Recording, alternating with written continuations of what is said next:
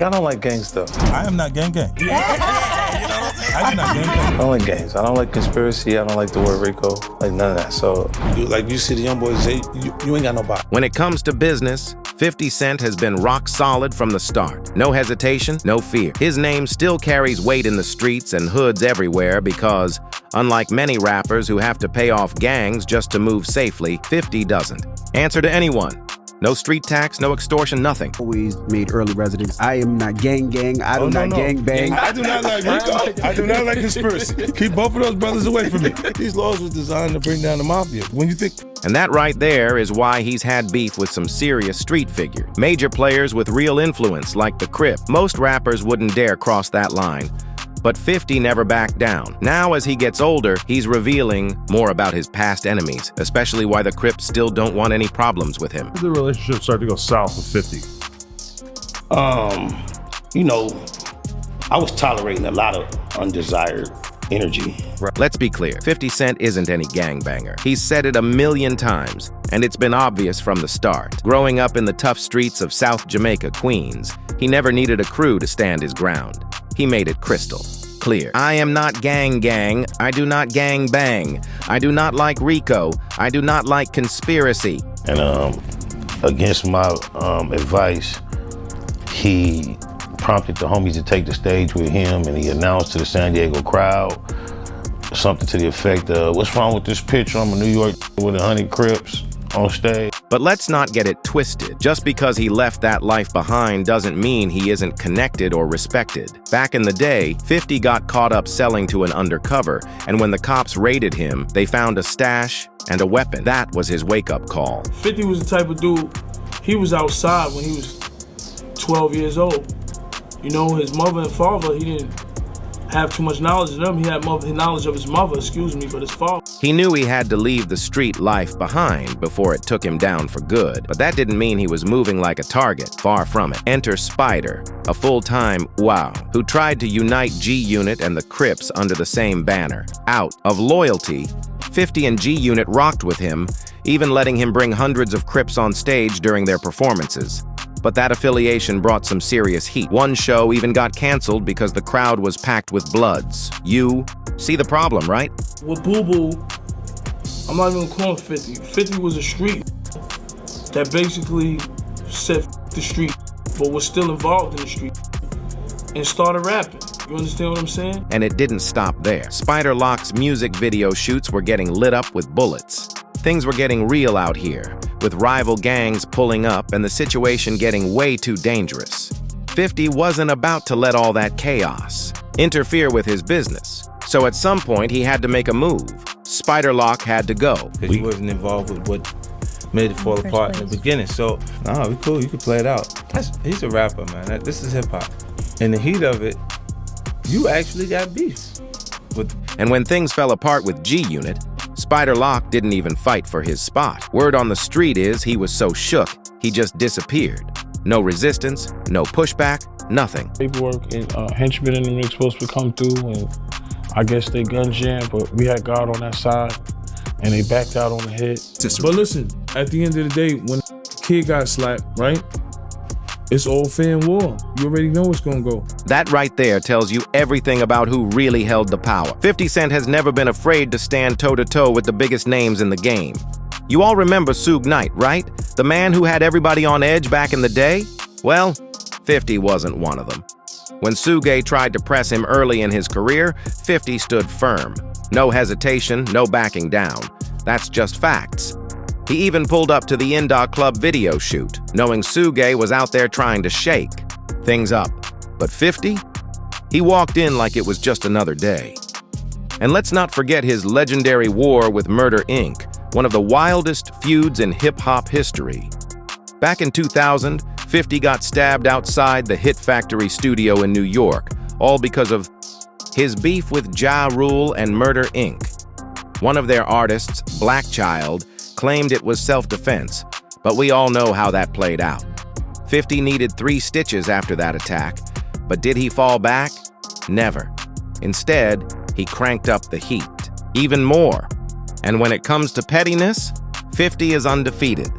When Irv Gotti recently passed away, 50 wasted no time clowning him, posting a pic of himself smoking hookah next to a mock gravestone with the caption, "I'm smoking on that Gotti pack now. God bless him, LOL." Savage. But this isn't just about industry beef. 50 has survived real attempts on his life. When the streets came for him, he stood tall every time. You all remember the infamous 2000 shooting? 50 got hit 9 times. 9. Most people wouldn't have made it out alive, but 50 shook it off and came back harder than ever. No hiding, no laying low, just straight-up domination. Then there's his fallout with Bang M Smurf, one of his, day ones. Smurf used to ride with 50, but by Summer Jam 2004, things had gotten so heated that Smurf and his crew pulled up front row just to taunt him. And what did 50 do? Did he let it slide? Nah, he straight up disrespected them, threw cash, and splashed water at them like they were nobodies. And then, chairs started flying. Chairs were flying, people were throwing shoes. It turned into pure madness. But that wasn't even the most dangerous beef 50 had. That title belongs to Jimmy Henchman. If you know Henchman's reputation, you already know. He was not the one to mess with. It all kicked off in 2005 when 50 dropped the game from GUnit. And guess who was managing the game at the time? Henchman. He took it personally, and before anyone knew it, things escalated. Arguments, threats, and eventually violence. By 2007, it got real. GUnit members Tony Yayo and Lodi Mac allegedly jumped Henchman's 14-year-old son. That move turned a street beef into an all-out war. And just weeks after Lodi Mac got out of prison, he was gunned down. Word on the street? That was a revenge hit. Henchman wasn't playing. Eventually, Henchman got convicted for putting a hit on Lodi Mac and was sentenced to life plus 20 years. But even after that, the story stayed messy. His conviction got overturned in 2016, keeping his name tied to street drama. And let's not forget, Henchman's name has been whispered in another infamous case, the 1994 Quad Studios shooting of Tupac Shakur. The connections run deep. And let's be real, that shooting, that wasn't just some random hit. Somebody set Tupac up, and guess whose name kept coming up? Jimmy Henchman. For years, rumors swirled that Henchman played a role in lining Pac up that night, but nothing was ever officially proven. Pinned on him or not, that connection kept Jimmy Henchman's name in the streets. And when you mix that with his war against 50 Cent, it was only a matter of time before the streets started talking. See, Henchman wasn't just some industry guy. He was deeply tied into the streets. So when he and 50 went head-to-head, it wasn't just rap beef anymore. It turned deadly. And let's not forget, 50 Cent has never been the type to let things slide. If you come for him, best believe he's going to apply pressure. Even after Henchman was locked up, his name still carried weight. But that life sentence? It was like the final chapter to one of the most intense wars in hip-hop history. Meanwhile, 50 kept moving like nothing happened. Business booming, power growing, and his enemies either falling off or falling down. But that's the thing about 50 Cent. He doesn't just survive, he wins. While most rappers fade out or get caught up in the same street drama they rap about, 50 flipped the game completely. He went from dodging bullets in Queens to becoming a straight-up mogul. And the craziest part? He's still out here throwing shots. Whether it's on social media, in interviews, or through his business moves, 50 makes sure his name stays relevant. After all the beef, the shootouts, and the betrayals, he's still standing tall, while most of his enemies are gone. And if history has taught us anything, it's that when 50 Cent has a problem with somebody, it isn't over until he says it's over. That right there? That's why 50's legacy is different. Most rappers come and go, but 50? He's been running the game for over 2 decades, and he's still winning.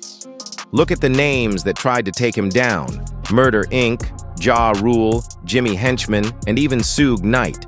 All of them either fell off or fell behind. Meanwhile, 50 flipped the script. He went from a street hustler dodging bullets to a billion-dollar businessman who still isn't afraid to get petty when necessary. Just look at his moves. He's got hit TV shows, major business deals, and international tours, while his enemies struggle to stay relevant. And 50? He makes sure they know it. Every time they try to pop back up, he's right there with a meme, a joke, or a straight-up savage post to remind them who's boss. But what really makes 50 untouchable is his ability to move in both worlds. He's got corporate executives cutting him massive checks, but at the same time, he's still respected in the streets. That's rare. Most artists either sell out or stay stuck in the past. But 50, he's mastered both. And let's not forget, this man survived 9 bullets, the biggest rap beefs, and some of the most dangerous enemies in the game. If that couldn't stop him, what makes anyone think he's slowing down now? At this point, 50 Cent isn't just a rapper, he's a walking empire. And no matter how many people try to take him down, the message has always been the same. If you come at 50, you better be ready for war. And history shows. Nobody Beard has ever won against him. If you ask 50, he'll tell you straight up. He's proven time and time again that he's untouchable. He's gone up against some of the most dangerous and powerful people in the game, and yet he always comes out on top. Whether it's industry beef, street drama, or real-life attempts on his life, 50 has never backed down. He doesn't pay for protection. He doesn't bow down to anybody.